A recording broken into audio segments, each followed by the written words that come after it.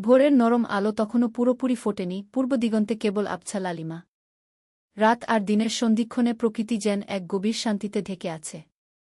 এই আবছা আলো আধারিতে দুজন মানবমূর্তি অত্যন্ত দ্রুত পায়ে হেঁটে চলেছে। তাদের দুজনের মুখই ওড়না দিয়ে এমনভাবে ঢাকা যে কেবল চোখ দুটোই সামান্য দেখা যাচ্ছে, যেন কোনো গোপন অভিযানের প্রস্তুতি চলছে।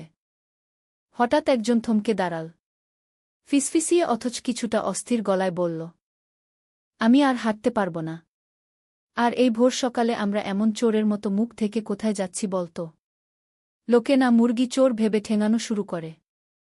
রুমকি চারপাশে একবার সন্দেহী, কিছুটা আতঙ্কিত চোখ বুলিয়ে কথাটা বলল। তরি তার পাশে কাচুমাচু মুখ করে বলল, আর একটু চল না প্লিজ। বেশি দেরি নেই। আমরা কোথায় যাচ্ছি আগে সেটা বল। হাসপাতালে। রুমকি কিছুটা অবাক হল। এত সকালবেলা হাসপাতালে? তাও সবার চোখের আড়ালে। এই তোর কিছু হয়নি তো? পেট ব্যথা করছে নাকি মাথা ঘুরছে? আমাকে অন্তত বল, আমি কাউকে কিছু বলবো না। আরে চুপ কর। এত বকবক করিস কেন? আমার কিছু হয়নি। হাসপাতালে আসিফকে দেখতে যাচ্ছি। কি? কোথায় যাচ্ছি আমরা? রুমকি উচ্চস্বরে চিৎকার করতে শুরু করতেই তরি দ্রুত ওর মুখ চেপে ধরল। এমন করে চিল্লাইছিস কেন? আশেপাশের সবাইকে উঠাতে চাস নাকি? রুমকি মুখ থেকে হাত সরিয়ে ফিসফিস করে বলল, শ্রাবণ ভাই জানে তুই হাসপাতালে যাচ্ছিস? না। না মানে? এই তরি, তোর মাথা ঠিক আছে তো? শ্রাবণ ভাই যদি জানতে পারে, তাহলে আমাদের পিঠের চামড়া ছাড়িয়ে লবণ মরিচ মাখিয়ে রোদে শুকিয়ে শুটকি বানাবে। তরি ঠোঁটে এক বাঁকা হাসি টেনে ভাব দেখিয়ে বলল, টেনশন নট। জানলে তো?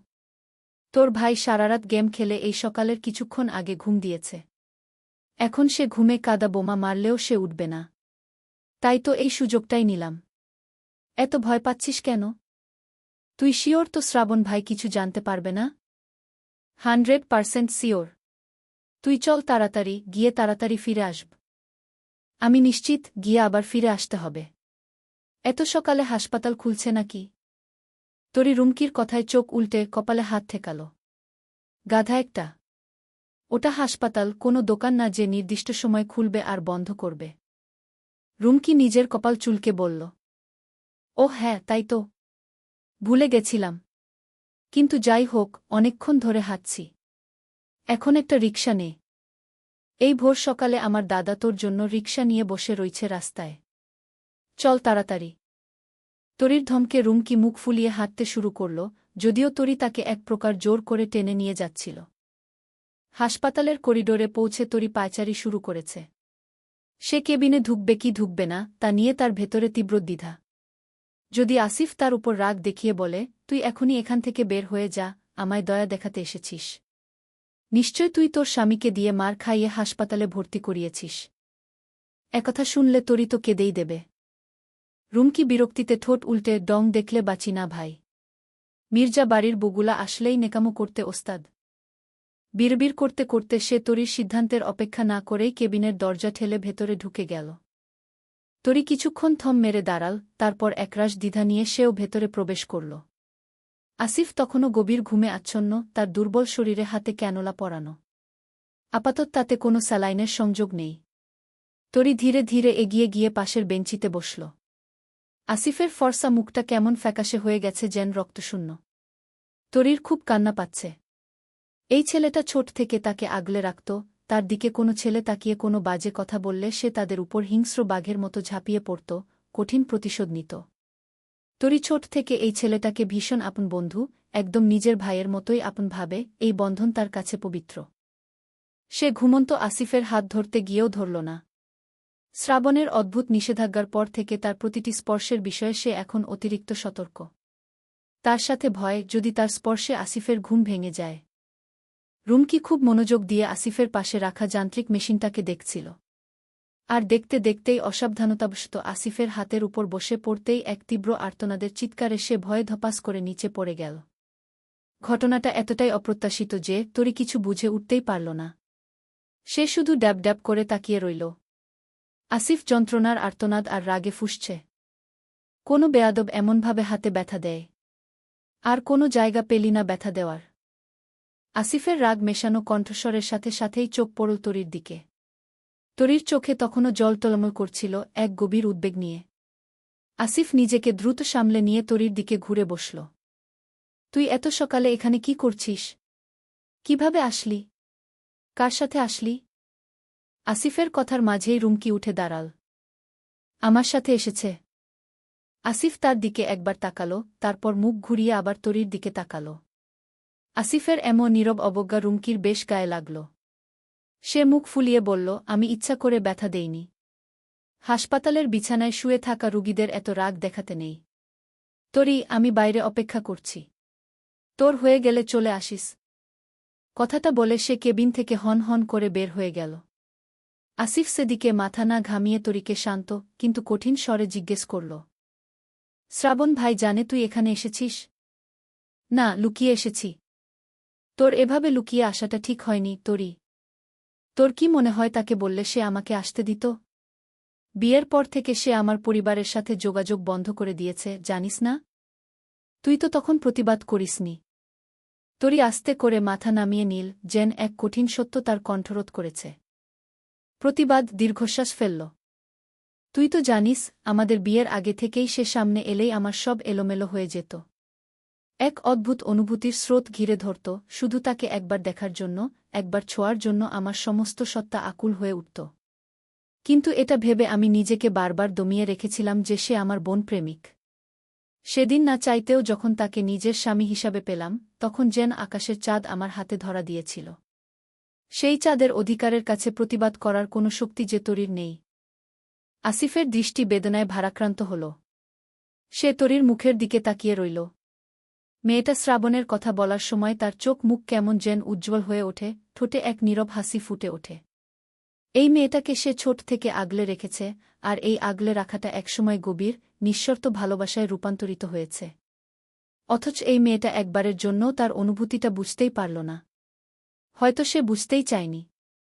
মেয়েটা জানে না, তার মুখে শ্রাবণের নাম আর তার প্রতি মেয়েটার অনুভূতির কথাগুলো শুনলে আসিফের বুকে তীব্র যন্ত্রণা হয়, যা বর্তমানে তার শ্রাবণের করা আঘাতের চেয়েও বেশি গভীর ক্ষত সৃষ্টি করে। আসিফ কথাগুলো ভাবার মাঝেই এক গভীর যন্ত্রণায় নিজের বুকের বা পাশে হাত দিয়ে চেপে ধরল। আহ করে ব্যথায় আর্তনাদ করতেই তরি ছটফটে, অস্থির হয়ে উঠল। কি হয়েছে? কোথায় ব্যথা পেলি? বল আমাকে। তোর বুকে ব্যান্ডেজ কেন? শ্রাবণ ভাই কি তোর ওখানে আঘাত করেছে? সে তোর বুকে কিভাবে আঘাত করতে পারে? আসিফের ঠোঁট ঘেঁষে এক বিষণ্ণ হাসি ফুটে উঠল। সে দুর্বল কণ্ঠে বলল, এই বুকে যে শ্রাবণ ভাইয়ের সবচেয়ে প্রিয় জিনিসের অবয়ব লুকিয়ে রেখেছি, তা জানার পরে সে আঘাত না করে থাকত কিভাবে? তরি বিস্মিত চোখে তাকিয়ে রইল। প্রিয় জিনিসের অবয়ব বুকে রেখেছিস? মানে? তরি আসিফের কথার গুট অর্থ বুঝতে পারল না। তার চোখে তখনও আসিফের জন্য এক গভীর উদ্বেগ। তোকে এত মানে বুঝতে হবে না। অনেক দেরি হয়ে গেছে, বাড়ি ফিরে যা। শ্রাবণ ভাই তোকে না পেয়ে এখানে চলে আসলে সমস্যা হয়ে যাবে। আমি চাই না সে তোকে তার তিক্ত মুখের বাণী দিয়ে আঘাত করুক। আমি সুস্থ আছি, তোকে এত ভাবতে হবে না। শীঘ্রই একদম ফিটফাট হয়ে তোর সামনে হাজির হব। তুই এখন যা। তরি নতমুখে কিছুক্ষণ স্থির রইল। আসছি। তুই নিজের যত্ন রাখিস, আর হাসপাতালে কেউ নেই কেন? ছোটন আছে, ফজরের নামাজে গেছে, চলে আসবে। আসিফ তাকে দ্রুত চলে যাওয়ার জন্য তাগাদা দিল। তাহলে একদম ফিট হয়েই আমার সামনে হাজির হবি, কেমন? হব। তরি হাসি মুখে আসিফের কাছ থেকে বিদায় নিয়ে দ্রুত কেবিন থেকে বেরিয়ে গেল। আসিফ শূন্য চোখে দরজার দিকে তাকিয়ে রইল। তার চোখ দিয়ে দুফোঁটা জল গড়িয়ে পড়ল। সে বিড়বিড় করে বলল, তুই শ্রাবণকে ঠিক চিনিস না, তরি। সে আসলে কি? তোর ভালোবাসাটা ভীষণ খাঁটি, কিন্তু তোর এই সরলতাই একদিন তোর কাল হবে। তোর শ্রাবণ ভাই তোর প্রতিটা পদক্ষেপ গুনে রাখে, যা তুই জানিসও না আগে। তরি বাইরে এসে রুমকিকে দেখতে পেল না। খুঁজতে খুঁজতে গেটের সামনে আসতেই চোখ আটকাল একটি কালো গাড়ির দিকে। তরি পায়ের নিচের মাটি যেন কাঁপতে শুরু করল। এটা তো শ্রাবণের গাড়ি। না, এটা তার ভুল ভাবনা, একই গাড়ি তো অনেকেরই হয়। সে তো ঘুমে। এত সকালে নিশ্চয় সে উঠবে না। কিন্তু যে গাড়িটাতে করে শ্রাবণ সারাদিন পুরো এলাকা ঘুরে বেড়ায়, সেটা চিনতে তরির ভুল হতে পারে কি? সে একটু এগোতেই চোখ পড়ল রুমকির দিকে। সে গাড়ির কোনো ঘেঁষে কাচুমাচু মুখে দাঁড়িয়ে আছে। বাড়ি চল। পিছন থেকে গম্ভীর, রুক্ষ স্বরে আসা কথাটা শুনে তরি যেন বিদ্যুৎস্পৃষ্টের মতো কেঁপে উঠল। শ্রাবণ পিছ থেকে কথাটা বলে তাকে পাশ কাটিয়ে চলে গেল। একবার তার দিকে তাকাল না পর্যন্ত। তরির মন ভয়ে ডুবে গেল, সে বুঝল আবারও নতুন কোনো বিপর্যয় অপেক্ষা করছে। সে ধীরে গিয়ে গাড়ির পিছনের সিটে বসতেই রুমকি চোখ কটমট করে তাকিয়ে ফিসফিসিয়ে বলল, তুই না বললি শ্রাবণ ভাই ঘুমে? তরি কি বলবে? তার তো এখনও ঘোর কাটেনি। পুরোটা সময় শ্রাবণ চুপ রইল। কোনো কথা বলল না, রাগ দেখাল না, ঝাড়িও দিল না। এমনকি বাড়িতে এসেও সারাদিনে কথা বলল না। শ্রাবণের এমন আচরণ যেন তরির বাঁধ ভেঙে দিল, চোখের জল আর বাঁধ মানল না, অঝরে ঝরতে শুরু করল। সে শ্রাবণের রাগকে ভয় পায় ঠিকই, কিন্তু তাই বলে তার এড়িয়ে চলা এবং নীরবতাকে যেন সে আরও বেশি ভয় পাচ্ছে। এর চেয়ে শ্রাবণ যদি তার গালে একসাথে 10-20টা চড়ও লাগাত, তাহলেও বোধ হয় তার এতটা বুক ফাটত না। সে কি করবে? কি করলে শ্রাবণ তার সাথে একটু কথা বলবে? সে ছুটে গেল দাদিশাশুড়ির ঘরে। এখন একমাত্র এই বুড়িই তার শেষ ভরসা। সে ভালো করেই জানে তার নাতিকে কোনো চালে বশ করা যায়। ব্যাংকে অ্যাকাউন্টে জটিলতা দেখা দেওয়ায় বাধ্য হয়েই তার 3 সঙ্গীকে জোর করে ধরে নিয়ে ব্যাংকে আসতে হয়েছে আয়নকে। যদিও তার মায়ের চেঁচামেচির ভয়েই এসেছে। কারণ মায়ের একটানা কানঝালাপালা করা বকবকানি শোনার চেয়ে তো সামান্য একটু কষ্ট করা ঢের ভালো। সিঁড়ি থেকে ব্যাংক কক্ষে পা রাখতেই এক আকস্মিক ধাক্কা। এক নারী কণ্ঠের আর্তনাদ শুনে থমকে গেল আয়ন। মেয়েটা রাগী চোখে তার দিকে তাকিয়ে তীক্ষ্ণ গলায় বলল, দেখে চলতে পারেন না? চোখ কি জুতার তলে নিয়ে হাঁটেন? দিলা? ব্যথা জায়গায় আবার ব্যথা দিল। হে ঈশ্বর! আমার কপালে কি লিখেছ বলতো? মেয়েটা একা একা বকবক করতে করতে সামনের সিটে গিয়ে বসে পড়ল। পিছন থেকে আয়নের বন্ধু আবরারের ডাক আসল। সে একবার মেয়েটাকে ভালো করে দেখল, সাদামাটা সালোয়ার কামিজ, মাথায় একটা ওড়নার ঘোমটা। কোনো সাজ নেই, একদম প্রাকৃতিক স্নিগ্ধতা তার মুখে লেপ্টে আছে। ঠোঁটে হালকা গোলাপি আভা, আর চোখ দুটো বেশ চঞ্চল। তার রাগটাও কেমন যেন নিষ্পাপ। আয়ান ব্যাংকের জটিল সমস্যাটা মিটিয়ে দ্রুত ফিরে আসার জন্য কাউন্টারে গেল। কাজ শেষ করে ফিরে আসার সময় চোখ পড়ল সেই মেয়ের দিকে। মেয়েটা তখনও সেখানে বসে আছে। আয়ান একটা কৌতূহল নিয়ে এগিয়ে গেল। মিস, আপনি কি ব্যাংকে কোনো কাজের জন্য এসেছেন? মেয়েটা বিরক্তি চোখে চেয়ে বলল, না, এসির হাওয়া খেতে এসেছি। মেয়েটার এমন তেরা কথায় আয়নের কপালে ভাঁজ পড়ল।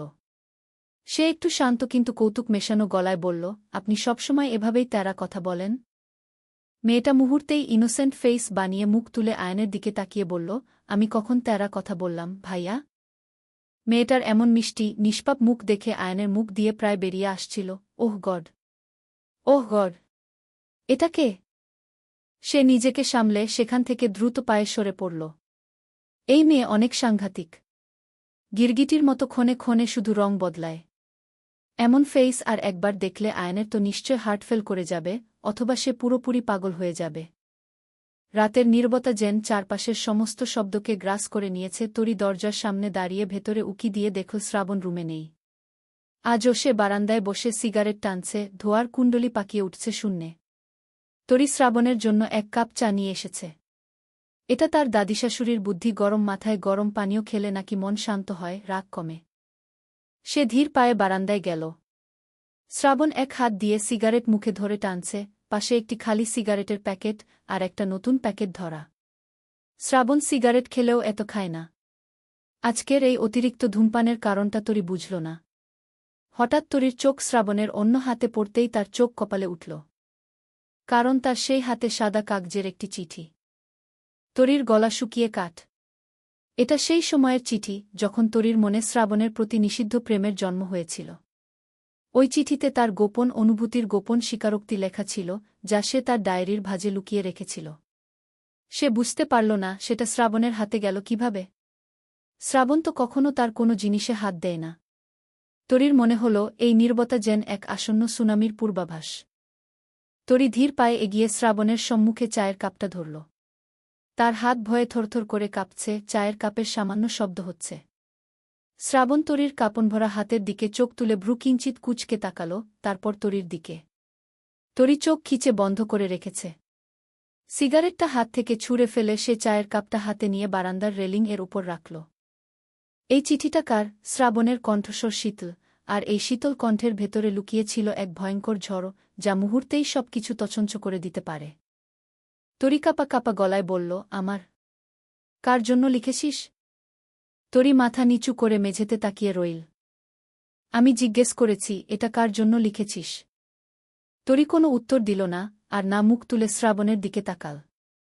সে কি বলবে? এটা আপনার জন্য লিখেছিলাম, আপনার জন্য আমার গভীর অনুরাগ, আমার প্রথম অনুভূতি। এগুলো শুনলে শ্রাবণ তাকে নিশ্চয় খারাপ মেয়ে ভাববে। কারণ যে মেয়ে নিজের বর বোনের প্রেমিককে মনে মনে ভালোবেসে গোপনে চিঠি লেখে, কোনো মানুষের চোখেই সেই মেয়ের চরিত্র ভালো হতে পারে না। সে মেয়ের চরিত্র নিয়ে প্রশ্ন ওঠা স্বাভাবিক। আমি কিছু জানতে চেয়েছি, তরি। কথা কানে যায় না তোর? শ্রাবণের ধমকে তরি ভয়ে কুঁকড়ে গেল, তার সমস্ত শরীর মুহূর্তেই বরফের মতো জমে গেল। শ্রাবণ তরির জামার সামনের দিকটা মুঠোয় ধরে নিজের দিকে টান দিল। তরি সজোরে তার উন্মুক্ত শক্ত বুকে এসে পড়ল। তরির চোখ ভয়ে বড় বড় হয়ে গেল। সে এখন শ্রাবণের এত কাছে যে তার হৃদস্পন্দন স্পষ্ট শুনতে পাচ্ছে। কার জন্য এত প্রেম তোর বুকে? হ্যাঁ, বল আমাকে। এই এই কাল্পনিক পুরুষটা কে? শ্রাবণ চিঠির লেখাটা তার সামনে ধরে জিজ্ঞেস করল। তরির তখনও চুপ। শ্রাবণ তীব্র রাগে হিসহিসিয়ে বলল, এই চিঠির কাল্পনা পুরুষ কে, বলবি না তো? ঠিক আছে, যদি আমি জানতে পারি কে সে, তাহলে ওকে তো মাটির তলে পুঁতে দেব, সাথে তো কেউ।